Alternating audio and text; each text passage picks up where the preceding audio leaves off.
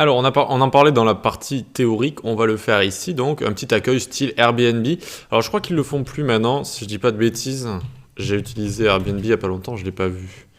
Quand on cliquait avant, si, voilà, c'est un petit peu ce genre de choses. Je crois qu'avant, il y avait qu'une seule barre de recherche, un petit peu comme ça. Juste, on tapait en fait l'endroit où on voulait aller. Bref, c'est un petit peu comme ça, c'est-à-dire on va aller directement, on va chercher New York comme ça. Donc, on va avoir un input type search avec du coup ça crée une petite croix comme ça, c'est plus ou moins utile la petite croix, mais voilà, donc un input type search pour rechercher et un petit bouton valider, découvre le monde. On va faire, voilà, on imagine un site où on va voyager quelque part. Ok, donc on va se retrouver sur notre code qu'on a ici.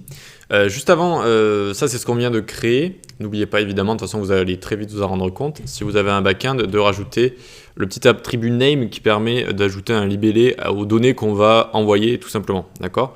Donc ici par exemple name utilisateur ou user, utilisateur, tac, et juste en dessous le name.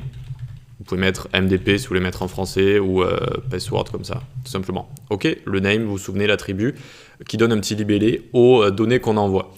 Donc on va se retrouver, tac, on ouvre le dossier ici. Je trouve que c'est un petit peu mieux comme ça quand je vous prépare les dossiers à l'avance, comme ça on n'a pas à créer l'index, style, etc. Puis vous n'avez pas à aller chercher les backgrounds. Ah, d'ailleurs, je crois que j'en ai laissé un. Ici, on a l'icône, ici, on a le background sombre. Et ça, c'est le background qui n'est pas sombre, donc on peut l'enlever. En fait, quand on fait des sites comme ça avec des images, c'est bien de baisser un petit peu la luminosité, notamment sur Photoshop, parce que si vous mettez une image trop lumineuse, on va pas trop voir le titre, on va pas trop voir les éléments. Voilà, c'est bien de configurer un petit peu son image, notamment sur Photoshop, donc avant. Donc on vient ici, on s'ouvre l'index HTML, et on se fait notre index HTML. Donc ici, on va faire une div avec la classe section, ce sera notre section d'accueil. Ensuite, on fait une div avec la classe logo haut gauche.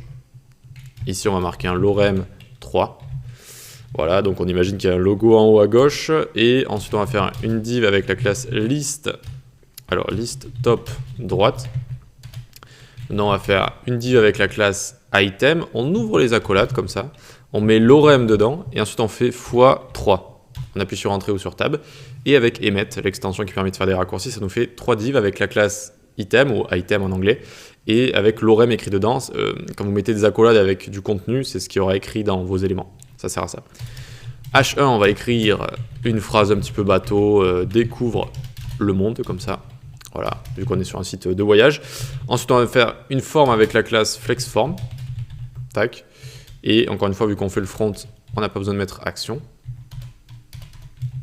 Ici, on va faire un label. Le label, il va nous demander pour quel input tu es en train de créer pour l'input search. Dedans, on va mettre une image dans notre label. On va pas mettre de texte, on va mettre une image. Vous allez voir que ça va être assez sympa. Icône.svg, ici on va marquer icône. Dessous, sous le label, on va se créer notre input avec l'ID, donc hashtag search comme ça. Le type, ce sera search également. Et le placeholder, donc le texte qu'il y aura, ce sera où veux-tu aller. On finit ici avec le button, tac, validé. Nickel. On peut lancer ici Open with Live Server, tac, et c'est normal qu'on a cette grosse icône. Ça, c'est quand on a des SVG, en général, ils s'affichent en grand si on ne réduit pas leur taille. Bref, on a ce qu'on va avoir à droite, ici, à gauche et à droite, d'accord, donc tout ce qu'on a ici, le titre découvre le monde, et notre petit input search qui est tout en bas. Allez, on s'occupe du CSS très rapidement dans la prochaine vidéo.